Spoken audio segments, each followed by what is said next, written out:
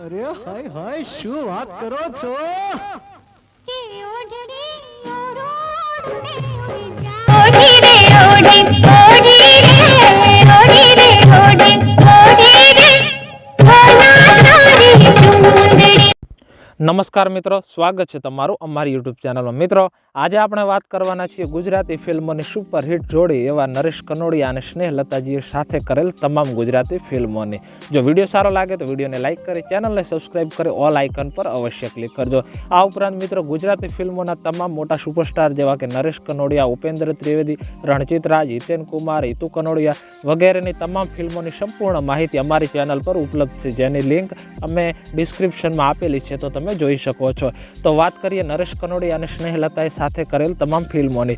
તેઓએ સાથે કરેલ પ્રથમ ફિલ્મ હતી તમે રે ચંપોને અમે કેળ, જે 1978ની સાલમાં રિલીઝ થઈ હતી। તેમજ આ ફિલ્મને જાણીતા ડિરેક્ટર એવા ચંદ્રકાંત સાંઘાણીએ ડિરેક્ટ કરી હતી અને આ ફિલ્મને કનોડિયા ફિલ્મ્સ દ્વારા જ પ્રોડ્યુસ કરવામાં આવી હતી। ત્યારબાદની તેમની ફિલ્મ હતી 1980ની સાલમાં રિલીઝ થયેલ મેરુ મુળાદે, જેને જાણીતા ડિરેક્ટર એવા કૃષ્ણકાંતે ડિરેક્ટ કરેલી। તેમજ આ ફિલ્મને પણ મહેશ એન્ડ નરેશ પાર્ટી દ્વારા જ પ્રોડ્યુસ કરવામાં આવી હતી, તેમજ ફિલ્મ પણ સફળ રહેલી। ત્યારબાદની તેમની સાથેની ફિલ્મ હતી 1982માં રિલીઝ થયેલ ઢોલી, જેને જાણીતા ડિરેક્ટર એવા મેહુલ કુમારે ડિરેક્ટ કરેલી। તેમજ આ ફિલ્મમાં નરેશ કનોડિયા અને સ્નેહલતાની સાથે જ રમેશ મહેતા, મેઘના રોય વગેરે જેવા જાણીતા કલાકારો પણ જોવા મળેલા અને ફિલ્મ પણ સુપરહિટ સાબિત થયેલી। ત્યારબાદની તેમની સાથેની ફિલ્મ હતી 1983ની સાલમાં રિલીઝ થયેલ ઢોલા મારું, જે જાણીતા પ્રોડ્યુસર એવા ગોવિંદભાઈ પટેલની પ્રથમ એટલે કે ડેબ્યુ ફિલ્મ હતી અને આ ફિલ્મ પણ ખૂબ જ સુપરહિટ રહેલી। તેમજ આ ફિલ્મમાં જયશ્રી ટીએ પ્રથમ વખત ગ્રે શેડનો રોલ ભજવેલો।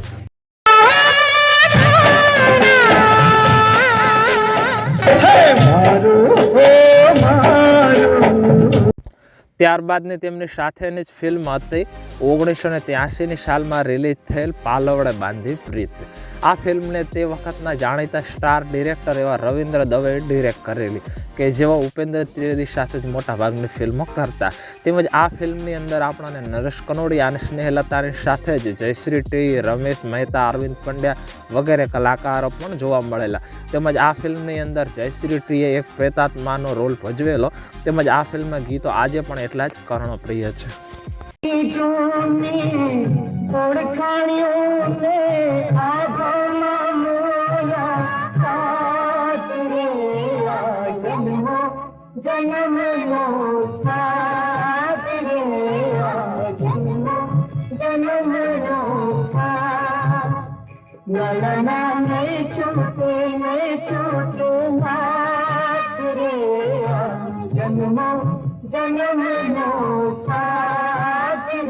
ત્યારબાદની તેમની સાથેની ફિલ્મની વાત કરીએ તો તે ફિલ્મ છે 1984ની સાલમાં રિલીઝ થયેલ હિરણને કાંઠે, જેને પણ મેહુલ કુમારે ડિરેક્ટ કરેલી અને ગોવિંદભાઈ પટેલે પ્રોડ્યુસ કરેલી અને આ ફિલ્મ પણ ખૂબ જ સફળ રહેલી।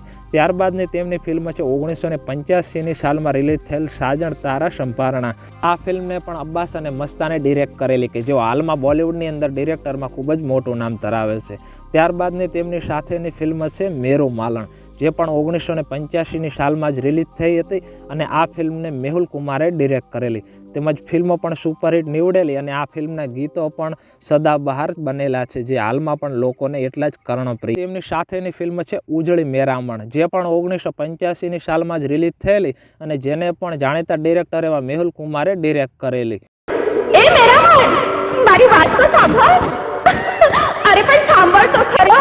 મારે તારી કોઈ વાત સાંભળવી નથી, જ્યાં જઈને સંભળાવ તારો જે હોય એને, સમજી? ત્યારબાદની તેમની સાથેની ફિલ્મ છે સાયબા મોરા, જે પણ 1986માં જ રિલીઝ થયેલ અને આ ફિલ્મમાં પણ નરેશ કનોડિયા અને સ્નેહલતાની સાથે તે વખતના સ્ટાર ગણાતા એવા કિરણ કુમાર અને ફિરોઝ ઈરાની જોવા મળેલા।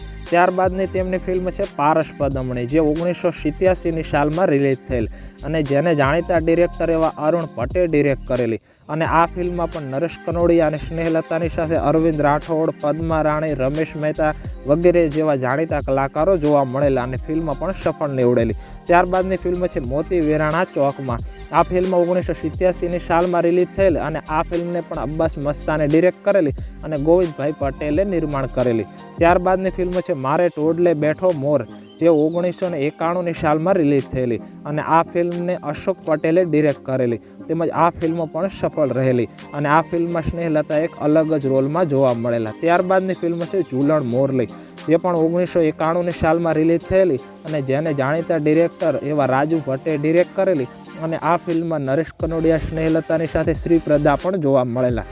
ત્યારબાદની ફિલ્મ છે પંખીડા હો પંખીડા, જે 1993ની સાલમાં રિલીઝ થયેલ અને જેને જાણીતા ડિરેક્ટર એવા રણજીત હેરમાએ ડિરેક્ટ કરેલી. ત્યારબાદ તેઓ સૌથી છેલ્લે 1999ની સાલમાં રિલીઝ થયેલ ફિલ્મ લખતરની લાડીને વિલાયતનો વરમાં પણ જોવા મળેલા, કે જે ફિલ્મને જાણીતા ડિરેક્ટર એવા અરુણ ભટ્ટે ડિરેક્ટ કરેલી અને આ ફિલ્મમાં લીડ રોલમાં હિતુ કનોડિયા, શર્મિલી રાજ જોવા મળેલા. આ ઉપરાંત તેમાં તેમની સાથે શેખર શુક્લા, દીપક ઘીવાલા વગેરે કલાકારો પણ જોવા મળેલા અને આ ફિલ્મે 11થી પણ વધુ એવોર્ડ મેળવેલા અને નરેશ કનોડિયા અને સ્નેહલતાએ સાથે કરેલ આ છેલ્લી ફિલ્મ હતી. તો મિત્રો, વિડીયો કેવો લાગ્યો તે અમને કોમેન્ટ કરી અવશ્ય જણાવજો, તેમજ વિડીયોને લાઈક કરી ચેનલને સબસ્ક્રાઈબ અવશ્ય કરજો. જય હિન્દ, વંદે માતરમ.